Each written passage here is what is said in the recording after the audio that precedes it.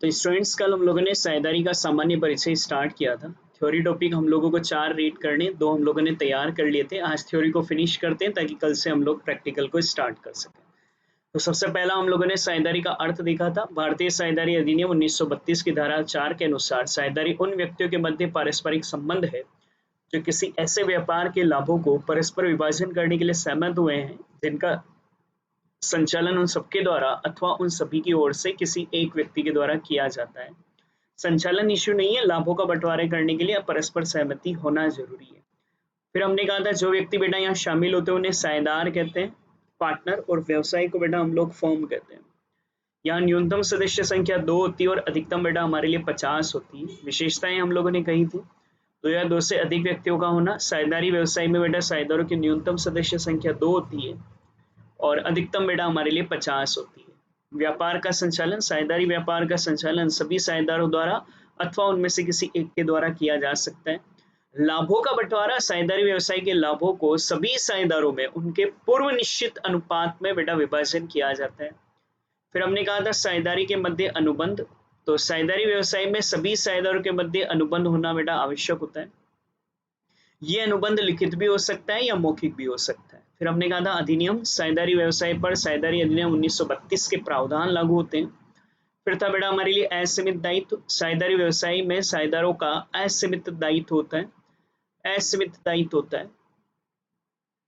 अब हम लोग रीड करेंगे बेटा यहाँ पर साझेदारी के प्रकार। 8 प्रकार आज अपने को पढ़ने हैं। दायित्व के अनुसार साझेदारी, समयानुसार साझेदारी, उद्देश्यानुसार साझेदारी, वैधता के अनुसार साझेदारी। सबसे पहला आता है बेटा दायित्व के अनुसार साझेदारी। तो बेटा अगर दायित्व के अनुसार साझेदारी कहें तो 2 तरह की साझेदारी होती है। एक को कहते हैं सीमित साझेदारी और एक ही कहते हैं बेटा हम लोग असीमित साझेदारी। सीमित साझेदारी क्या होती है और असीमित क्या होती है उसको जरा सा समझ लें।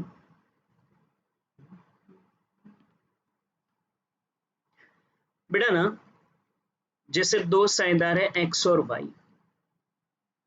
एक्स ने निर्धारित किया कि उसकी पूंजी लगेगी बेटा 2 लाख रुपए, वाई की रहेगी बेटा 1 लाख रुपए। तो 2 लाख रुपए इस व्यवसाय में एक्स लाएगा, 1 लाख रुपए बेटा वाई लाएगा और दोनों मिलकर साझेदारी करते हैं। 5 साल के बाद इनको नुकसान हो जाता है और ये फर्म को बंद करते हैं। उस दिन इनके ना 1.5 लाख रुपए के लेनदार बाकी है, जिनको क्रेडिटर बाकी है, जिनको की पेमेंट करना है। अब इनको पेमेंट करने के लिए अगर इनकी लायबिलिटी सिर्फ इनकी पूंजी की राशि तक सीमित रहे, मतलब इनको इनकी कैपिटल तक की जितनी राशि ना उतनी व्यवसाय में लगानी थी, अगर बाकी है तो वो और ले आए, इससे ऊपर और देने की जरूरत नहीं है, तो उससे कहते हैं सीमित दायित्व साझेदारी, जिसमें साझेदारों के निजी साधनों पर फर्म का कोई अधिकार नहीं होगा और सिर्फ उनकी द्वारा लगाई गई पूंजी तक ही इन साझेदारों का दायित्व रहेगा। उससे तो कहते हैं सीमित साझेदारी। जबकि असीमित साझेदारी में साझेदारों का दायित्व असीमित होता है, अनलिमिटेड। मतलब ठीक है आपने पूंजी तो लगाई, व्यवसाय में अगर और नुकसान हुआ और आप फर्म को बंद कर रहे हैं, आपके दायित्व को चुकाना बाकी है, तो कोर्ट ये कह सकता है कि आपकी निजी साधनों को बेचेंगे। निजी साधने का मतलब हो सकता है आपका घर बिके और घर का बिककर जो पैसा आए उससे बेटा फिर हमारे लिए यहाँ पर इन दायित्वों का भुगतान किया जाए। तो 2 तरह की साझेदारी होती है बेटा, एक को कहते हैं सीमित और एक को कहते हैं असीमित, जिसमें साझेदारों का दायित्व उनके द्वारा लगाई गई पूंजी की राशि तक सीमित है, उससे तो कहते हैं सीमित साझेदारी। मतलब सिर्फ पूंजी तक की ही आपकी रिस्पॉन्सिबिलिटी है, उससे ऊपर आपकी कोई रिस्पॉन्सिबिलिटी नहीं है। जबकि ना आपकी दायित्व असीमित है, उसमें तो बेटा अनलिमिटेड है, आपके निजी साधनों से भी पैसा वसूल किया जा सकता है, उससे हम लोग कहते हैं बेटा असीमित साझेदारी। सर क्या लिखेंगे उसके लिए मैं ना यहाँ आप लोगों को नोट्स ऑलरेडी दे रहा हूँ। आपकी बुक में जो कंटेंट होगा वो ऑलरेडी हम लोग यहाँ पर ले रहे हैं। थोड़ा राइटिंग इश्यू रह सकता है जो हम लोग लिख रहे हैं, तो फिर मैं ना यहीं पर आपको जो कंटेंट अभी, क्योंकि ये एक ही थ्योरी है, इसमें बता देता हूँ क्या क्या लिखना है क्या नहीं लिखना है। तो दायित्व के अनुसार 2 तरह की बेटा, सीमित और असीमित। तो पहले असीमित को देखो क्या लिखोगे आप लोग, ये एज इट इज लिखना है, 1 लाइन का ही कंटेंट है। जिस साझेदारी में सभी साझेदारों का दायित्व असीमित होता है, अर्थात जब फर्म के दायित्वों को चुकाने के लिए, मतलब जैसे क्रेडिटर को चुकाने थे ना बेटा 1.5 लाख रुपए, उसके लिए सभी साझेदार संयुक्त व व्यक्तिगत रूप से उत्तरदायी होते हैं, तो ऐसी साझेदारी असीमित दायित्व साझेदारी कहलाती है। तो बेटा असीमित साझेदारी, जिस साझेदारी में साझेदारों का दायित्व असीमित होता है, अनलिमिटेड होता है, अर्थात जब फर्म के दायित्वों को चुकाने के लिए सभी साझेदार संयुक्त व व्यक्तिगत रूप से उत्तरदायी होते हैं। सभी साझेदार संयुक्त व व्यक्तिगत रूप से उत्तरदायी होते हैं, तो ऐसी साझेदारी को बेटा हम लोग असीमित दायित्व साझेदारी कहते हैं।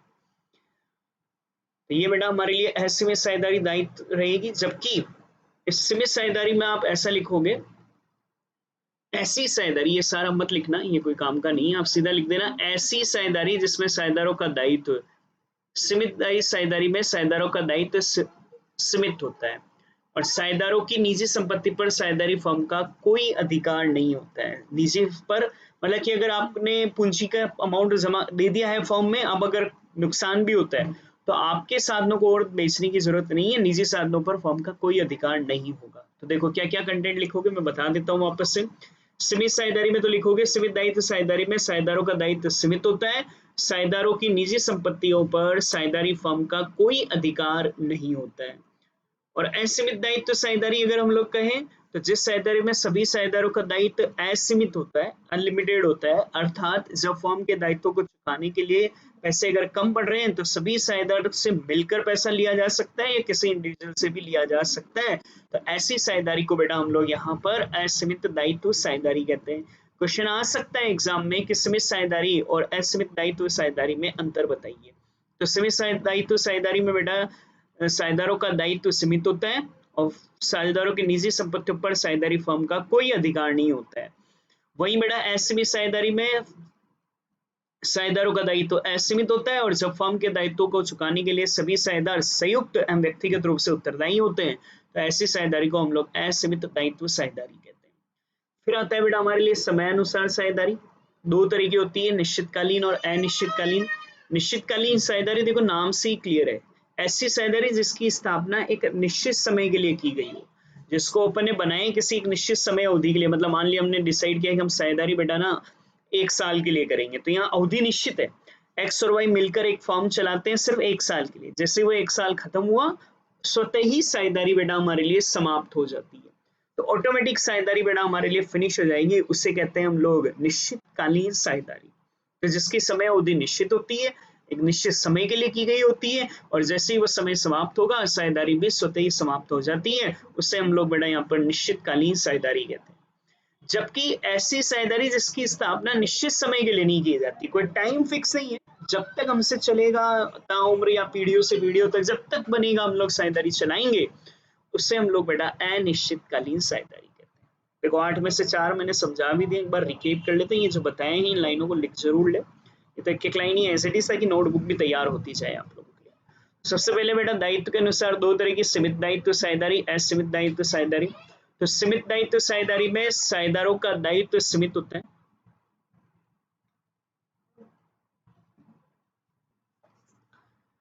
साझेदारों का दायित्व सीमित होता है और साझेदारों की निजी संपत्तियों पर साझेदारी फर्म का कोई अधिकार नहीं होता है। जबकि असीमित दायित्व साझेदारी में साझेदारों का दायित्व असीमित होता है और जब फर्म के दायित्वों को चुकाना है, अगर फर्म में पैसा है तो ठीक है, लेकिन फर्म में व्यवसाय में पैसा कम पड़ रहा है तो फिर वो सारे साझेदार मिलकर या व्यक्तिगत रूप से उत्तरदायी होंगे, निजी साधनों से वो पैसा और लगाएंगे और दायित्वों का भुगतान करेंगे। समय के अनुसार बेटा दो तरह की साझेदारी है, निश्चितकालीन और अनिश्चितकालीन। निश्चितकालीन साझेदारी बेटा जिसकी समय अवधि निश्चित होती है, निश्चित समय के लिए की गई है, वो निश्चितकालीन साझेदारी होगी और अवधि समाप्त होते ही साझेदारी भी स्वतः ही समाप्त हो जाएगी। अनिश्चितकालीन साझेदारी बेटा जिसकी स्थापना निश्चित समय के लिए नहीं की गई है, वो अनिश्चितकालीन साझेदारी कहलाएगी। फिर आता है उद्देश्य अनुसार। उद्देश्य के अनुसार बेटा दो तरह की साझेदारी हम लोगों ने कहा था, एक होता है ऐच्छिक और एक होता है बेटा हमारे लिए विशेष साझेदारी। तो बेटा ऐच्छिक साझेदारी हम लोग कहें तो ऐसी साझेदारी होती है जिसमें अवधि समाप्त होने के बाद भी जारी रखना चाहते हैं।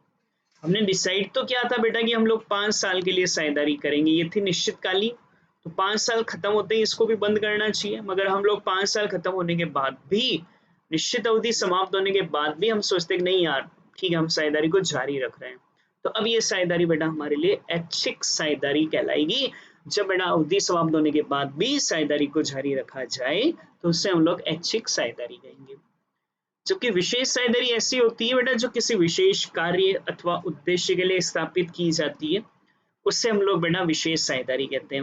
विशेष कार्य या उद्देश्य के लिए स्थापित की जाए। सर विशेष कार्य का मतलब क्या होता है? हमने डिसाइड किया कि मान लीजिए एक्स एक बिल्डर है, वाई एक बिल्डर है, ये दोनों पार्टनरशिप करते हैं और एक पार्टनरशिप कर करना कोई बिल्डिंग बनाने के लिए पार्टनरशिप कर रहे हैं टेक्निकली, अगर कोई विशेष कार्य को पूरा करने के लिए। जैसे ही बिल्डिंग बन जाएगी ना, इनकी साझेदारी ऑटोमेटिक खत्म हो जाएगी। यहाँ हमने जो साझेदारी की है वो किसी विशेष कार्य को पूरा करने के लिए की है। हमारा मकसद उस विशेष कार्य बिल्डिंग को बनाने का है। जैसे ही वो बिल्डिंग हमारे लिए बनकर तैयार हो जाएगी, हमारी साझेदारी ऑटोमेटिक ही बेटा समाप्त हो जाएगी। उससे हम लोग यहाँ पर विशेष साझेदारी कहेंगे। तो लास्ट बेटा दो साझेदारी, एक है बेटा वेद और एक है बेटा अवैध। वेद अवैध बदले तो कानून। ऐसी साझेदारी जो देश में जितने कानून बने हुए हैं उन सबके अनुसार ही है, कोई नियम नहीं टूट रहा है कानून का, देश का, तो वो फिर वेद कहलाएगी। तो वेद साझेदारी सिंपल सा, देश के प्रचलित नियमों के अनुसार स्थापित साझेदारी। जो देश में बेटा कानून, नियम का मतलब यहाँ कानून है, देश में प्रचलित जो कानून है उनके अंतर्गत हम लोगों ने साझेदारी की। कानूनन है, कोई गलत काम नहीं कर रहे हैं, तो बेटा वो हमारे लिए वैध साझेदारी कहलाएगी। और अगर वो प्रचलित नियमों के अनुसार ना हो, प्रचलित नियमों के अनुसार हो तो बेटा वैध है, और प्रचलित नियमों के अनुसार ना हो तो वो हमारे लिए अवैध साझेदारी। अब एक इंपॉर्टेंट क्वेश्चन, एक साझेदारी अवैध कब कहलाती है? तो चार स्थितियां हैं बेटा जिसमें एक साझेदारी अवैध कहलाती है। जिससे साझेदारी का उद्देश्य बेटा कोई गैरकानूनी कार्य है, एक्स और वाई चोरी करने के लिए बेटा है ना यहाँ पर साझेदारी करते हैं, तो बेटा एक कानूनी कार्य तो है नहीं ना, गैर कानूनी है, इसलिए बेटा ये आप लोगों के लिए साझेदारी की स्थापना अवैध कहलाएंगी। जब साझेदारों की संख्या 2 से कम हो जाए या अधिकतम 50 से ज्यादा हो जाए, क्योंकि हमने कहा ना नियम है, भारतीय साझेदारी अधिनियम 1932 कहता है कि न्यूनतम सदस्य संख्या 2 से कम नहीं होनी चाहिए और अधिकतम 50 से अधिक नहीं होनी चाहिए। अगर ऐसा हो जाए 2 से कम 50 से ज्यादा, तो फिर वो साझेदारी वैध ना होकर अवैध हो जाएगी। साझेदारी बेटा ना व्यापार, लोक नीति या अंतरराष्ट्रीय नीति के विरुद्ध हो, कोई इंटरनेशनल बेटा रूल्स है उसके अकॉर्डिंग भी आप लोगों के लिए गलत है, तो साझेदारी अवैध होगी। और एक सबसे मेन चीज बेटा, जब साझेदारी शत्रु राष्ट्र का नागरिक सदस्य हो, तो शत्रु राष्ट्र का नागरिक सदस्य होने का मतलब, मान लीजिए दो अलग अलग कंट्री के सदस्य हैं, मान लीजिए एक्स है भारत का और वाई है मान लीजिए पाकिस्तान का। अब मान लीजिए ये तो था बेटा इंडिया से ना, और ये था बेटा पाकिस्तान से। अब अगर कभी ऐसा हो जाए कि भारत और पाकिस्तान के बीच में युद्ध छिड़ जाए और भारत मान लो पाकिस्तान को अपना शत्रु राष्ट्र घोषित कर दे, जिस समय बेटा भारत पाकिस्तान को अपना शत्रु राष्ट्र घोषित करेगा, उस समय क्योंकि हमारी साझेदारी में वाई जो कि पाकिस्तान का नागरिक है और वो भारत के लिए शत्रु राष्ट्र घोषित हो गया है, तो अगर हमारी साझेदारी में एक शत्रु राष्ट्र का नागरिक सदस्य होगा तो ऑटोमेटिक बेटा साझेदारी हमारे लिए वैध ना होकर अवैध साझेदारी बन जाएगी। तो बेटा चार केस होते हैं हमारे लिए जब एक साझेदारी अवैध हो जाती है। जब साझेदारी गैर कानूनी कार्य के लिए की गई हो, साझेदारी में न्यूनतम सदस्य संख्या 2 से कम या अधिकतम बेटा 50 से ज्यादा हो जाए, जब साझेदारी बेटा व्यापार, लोक नीति या अंतरराष्ट्रीय नीति के विरुद्ध हो, या साझेदारी में बेटा शत्रु राष्ट्र का नागरिक हो, तो ऐसी स्थिति में साझेदारी वैध ना होकर अवैध साझेदारी हमारे लिए कहलाती है। देखो फटाफट से रिव्यू कर लो साझेदारी के प्रकार। किसी का भी अंतर पूछेगा ना वो 2 नंबर में आपसे। दायित्व के अनुसार दो तरह की, सीमित दायित्व या असीमित दायित्व। सीमित दायित्व साझेदारी में साझेदारों का दायित्व सीमित होता है और साझेदारों की निजी संपत्ति पर फर्म का कोई अधिकार नहीं होता है। असीमित साझेदारी, जिस साझेदारी में सभी साझेदारों का दायित्व असीमित होता है, अर्थात जब फर्म के दायित्वों को चुकाने के लिए सभी साझेदार संयुक्त व व्यक्तिगत रूप से उत्तरदायी होते हैं, तो उसे असीमित दायित्व साझेदारी कहते हैं। निश्चितकालीन साझेदारी एक निश्चित समय के लिए की जाए उसे निश्चितकालीन साझेदारी कहते हैं, और निश्चित समय अवधि समाप्त होते ही ये साझेदारी समाप्त हो जाती है। अनिश्चितकालीन साझेदारी बेटा जो किसी निश्चित समय के लिए नहीं की जाती उसे अनिश्चितकालीन साझेदारी कहते हैं। उद्देश्यानुसार दो तरह की होती है, ऐच्छिक और विशेष। ऐच्छिक ऐसी साझेदारी जो अवधि समाप्त होने के बाद भी जारी रखना चाहते हैं तो उसे ऐच्छिक कहते हैं, और जो किसी विशेष उद्देश्य के लिए स्थापित की जाती है उसे हम लोग विशेष साझेदारी कहते हैं। उद्देश्य के पूरा होने पर बेटा ये साझेदारी अपने आप ही खत्म हो जाती है। फिर वैधता के अनुसार दो तरह की साझेदारी होती है, वैध साझेदारी और अवैध साझेदारी। वैध साझेदारी अगर हम लोग कहें तो जो देश के नियम, प्रचलित नियमों के अनुसार है वो वैध होती है, और जो देश के प्रचलित नियमों के अनुसार नहीं है उसे हम लोग अवैध कहते हैं। अवैध साझेदारी होने के चार केस है बेटा। जब साझेदारी की स्थापना का उद्देश्य गैर कानूनी हो, जब साझेदारों की न्यूनतम सदस्य संख्या 2 से कम, अधिकतम बेटा 50 से अधिक हो जाए, जब साझेदारी बेटा व्यापार के लोक नीति या अंतर्राष्ट्रीय नीति के विरुद्ध हो, और फाइनली बेटा जब साझेदारी में शत्रु राष्ट्र का नागरिक सदस्य हो, तो फिर हमारे लिए साझेदारी वैध ना होकर अवैध साझेदारी कहलाएगी। ये आपके साझेदारी के प्रकार। तो बेटा इस चैप्टर का लास्ट थ्योरी पॉइंट, चैप्टर का थ्योरी खत्म। कल से हम लोग प्रैक्टिकल पर आ जाएंगे और वो है साझेदारी संलेख। चलिए, क्या होता है कि जब मान लीजिए अजय और विजय मिलकर कोई साझेदारी कर रहे हैं ना बेटा, बेटर रहता है कि अजय और विजय मिलकर जब साझेदारी कर रहे हैं तो आपस में एक समझौता अनुबंध तैयार करेंगे, समझौता करेंगे, एग्रीमेंट बनाएंगे दोनों के बीच में। अब ये एग्रीमेंट क्या होगा, देखो कल को कोई लड़ाई झगड़ा ना हो, उसके लिए एग्रीमेंट बना लेना चाहिए कि भाई अजय कितनी पूंजी लाएगा, विजय कितनी पूंजी लाएगा, अजय को कितना लाभ मिलेगा, विजय को कितना लाभ मिलेगा। इन सबका एक प्रॉपर एग्रीमेंट बना लेना चाहिए। उस एग्रीमेंट पर अजय और विजय दोनों साइन कर सकते हैं, इसी को हम लोग अनुबंध कहते हैं। वैसे ये जो अनुबंध होता है ना बेटा, इसी अनुबंध को हम लोग साझेदारी संलेख कहते हैं, पार्टनरशिप डीड कहलाती है। जब दो या दो से अधिक साझेदार मिल रहे हैं तो साझेदार के नियम व शर्तों का एक लिखित प्रपत्र तैयार कर लेते हैं, अनुबंध तैयार कर लेते हैं। कौन कितने घंटे आएगा, कौन कितना कितना घंटे काम करेगा, अगर कोई ज्यादा काम करेगा तो उसको वेतन भी मिलेगा या नहीं मिलेगा, जो पूंजी लगेगी उस पर ब्याज कितना होगा, आहरण कैसे निकालोगे, आहरण पर ब्याज कितना रहेगा, ये सारी, ताकि भविष्य में कोई लफड़ा ना रहे। अजय और विजय ने अपना एक अनुबंध बना लिया था कि हम लाभ हानि को 2:1 में बांटेंगे। तो ये क्या करेंगे, जब साझेदारी का निर्माण करेंगे ना बेटा, तभी एक एग्रीमेंट पर साइन कर लेंगे कि हमारा लाभ हानि 2:1 रहेगा। अब 5 साल बाद अचानक से विजय कहे नहीं यार, मेरे को भी तेरे बराबर ही लाभ चाहिए, मैं क्यों लाभ कम लूं। अब इनमें लड़ाई झगड़ा हो जाए तो फिर ये कहेंगे भाई अपन ने तो एक संलेख बनाया था, इसमें एग्रीमेंट करा हुआ है, एग्रीमेंट के अकॉर्डिंग हम लोगों का लाभ हानि अनुपात जो है वही रहेगा। ये फिर भी ना माने तो ये कोर्ट में जा सकता है। अब कोर्ट में अगर ये जाएगा ना बेटा, तो भी जज साहब कहेंगे लो तुम्हारा अनुबंध दिखाओ। अब अनुबंध दिखाएंगे तो साहब अनुबंध में तो लिखा हुआ है 2:1, तो जज साहब कहेंगे भाई यार ये तो गलत डिमांड है ना तुम्हारी, तुमने जब निर्माण करा तभी तुमने साइन करे थे, तो जो लाभ हानि अनुपात है वही रहेगा। तो भविष्य में किसी भी तकलीफ से बचने के लिए फर्म के रिलेटेड जितने भी नियम हो उनका एक हम लोग यहाँ पर अनुबंध तैयार करते हैं, जिसे हम लोग साझेदारी संलेख कहते हैं। तो साझेदारी संलेख का मीनिंग क्या होगा, देखो, साझेदारों के मध्य लिखित समझौता साझेदारी संलेख कहलाता है। तो साझेदारों के मध्य जो लिखित समझौता होगा उसे साझेदारी संलेख कहते हैं। इसमें बहुत सारी डिटेल होती है, इतनी नहीं लिखनी है, 5-6 ध्यान रख लो। जैसे फर्म का नाम पता होता है, साझेदारों का नाम पता होता है, लाभ विभाजन अनुपात हुआ, साझेदारों की पूंजी के बारे में डिटेल होगी, पूंजी पर ब्याज के प्रावधान होंगे, आहरण की राशि होगी, आहरण पर ब्याज के प्रावधान होंगे। ये सारी डिटेल, कुछ ये नाम ध्यान रख लें कि जैसे फर्म का नाम व पता, साझेदारों का नाम व पता, लाभ विभाजन अनुपात क्या रहेगा, साझेदारों की पूंजी क्या रहेगी, पूंजी पर ब्याज के क्या प्रावधान रहेंगे, आहरण की राशि किस प्रकार रहेगी, आहरण पर ब्याज की अवधि किस प्रकार रहेगी, ये सारी डिटेल कुछ इसमें लिखी होती है। अब तो साझेदारों के मध्य जो लिखित समझौता होता है उसे हम लोग साझेदारी संलेख कह रहे हैं, और साझेदारी संलेख में हम लोग सारी डिटेल दिखाते हैं। अब होता क्या है ना, ध्यान से समझना, ये सबसे इंपॉर्टेंट क्वेश्चन है कि अजय और विजय साझेदारी करते हैं। भविष्य में अगर इनके बीच कोई भी लफड़ा होता है, मान लो इन लाभ हानि अनुपात के बारे में लफड़ा होता है, पहले 2:1 में बांटते थे, अब ये कहे कि नहीं यार हम दोनों बराबर बराबर बोले तो 1:1 में लाभ हानि लेंगे, विजय ये डिमांड करे, तो फिर इनके बीच में ये दिक्कत आ गई। अगर ये अब कोर्ट में जाते हैं तो ऐसी स्थिति में कोर्ट में सबसे पहले इनसे इनका साझेदारी संलेख मांगा जाएगा। साझेदारी संलेख में जो प्रावधान होंगे वही लागू कर दिए जाएंगे। लेकिन अगर इनके बीच में साझेदारी संलेख नहीं है तो फिर क्या होगा, ये सबसे ज्यादा इंपॉर्टेंट है। और उस स्थिति में भारतीय साझेदारी अधिनियम 1932 के नियम लागू होते हैं। संलेख अगर बना हुआ है, तुम्हारा जो आपस में एग्रीमेंट है, तो एग्रीमेंट के नियम लागू होते हैं, और अगर एग्रीमेंट नहीं है तो फिर भारतीय साझेदारी अधिनियम 1932 के प्रावधान लागू होते हैं।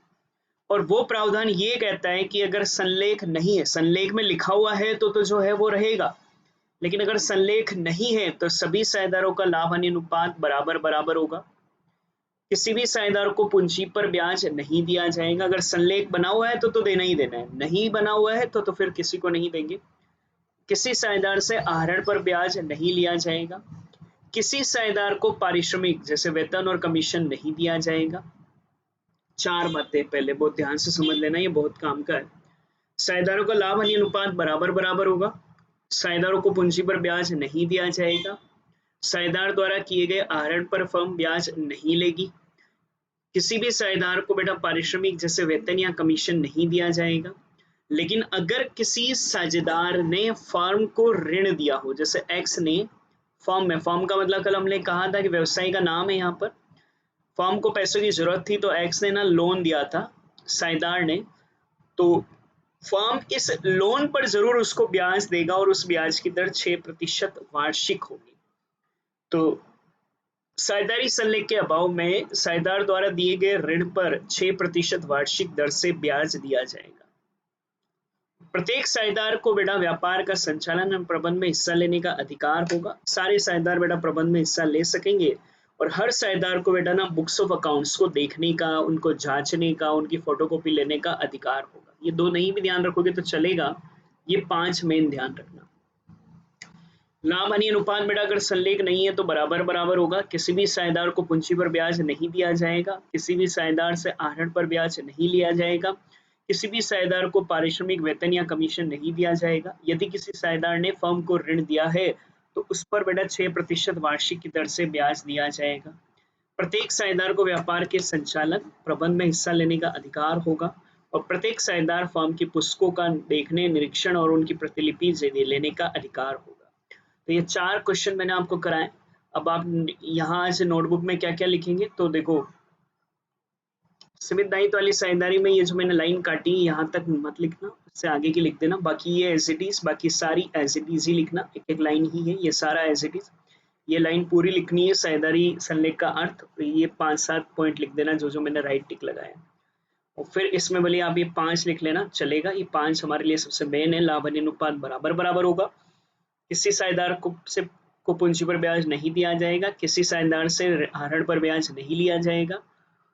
किसी भी साझेदार को पारिश्रमिक वेतन कमीशन नहीं दिया जाएगा और साझेदार द्वारा अगर ऋण दिया गया है तो उस पर 6% वार्षिक दर से ब्याज दिया जाएगा। ये सारा कंटेंट आप लोग फिनिश करेंगे। कल से हम लोग प्रैक्टिकल को स्टार्ट करेंगे।